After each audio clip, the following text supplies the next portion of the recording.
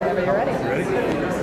Kurt, why did you decide to come back here and speak to the UNI student athletes in this environment? Well, I mean, because I was asked. Quite frankly, sat down with David probably about 6 months ago, and he asked if I'd be open to come back and speak to the athletes. And all it really took was an invitation. I mean, what a great opportunity to have been here at one point and to know so many of these young men and women have huge dreams like I did, and they're trying to figure out life and trying to figure out how to accomplish those dreams. And so to have the opportunity at this stage of my life to come back and share a little of my experiences, share some of the lessons I learned along the way, was more than open for the opportunity as long as I could fit it into the schedule.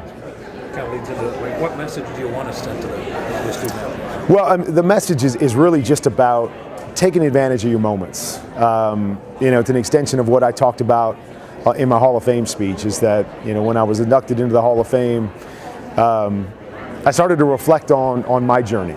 And so often in life, we see the big things, and we are only focused on those big moments and the huge part of the dream, and we don't realize the smaller moments, the little moments that really shape who we are. And that's really my encouragement to all the young men and women is take advantage of your moments. Don't miss those little moments that ultimately are the ones that shape you accomplishing your big dreams, because too often they're missed. Can you remember back to being a student athlete, obviously, and being in this situation? What is it like being in the role you're in now, and knowing what these kids are in from that spot? It's been a while ago. Yeah, you could say it. I'm old. I got it.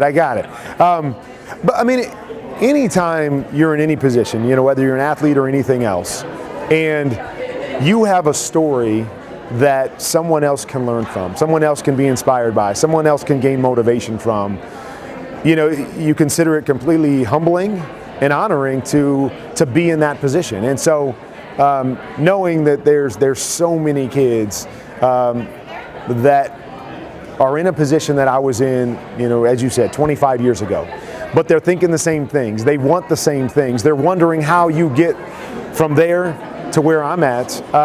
It's just, an amazing opportunity for me to be able to share my story and to have the story that I have. And I think that's one of the coolest things is that, if I stood up here as the #1 draft pick and, everything went according to plan, it would be harder for many of these young men and women to associate with it.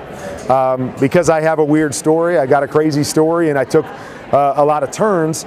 I think that's the beauty in it, is that there's probably every one of these athletes that are in here are going to be able to relate to some facet of my story. And to me, that's the coolest thing, is that if everybody can leave here going, hey, Kurt was where I was at one point, or Kurt was thinking at that time what I'm thinking right now, or wondering what the future is, that to me is the coolest part. And I think I've got a great story that can really touch a lot of people.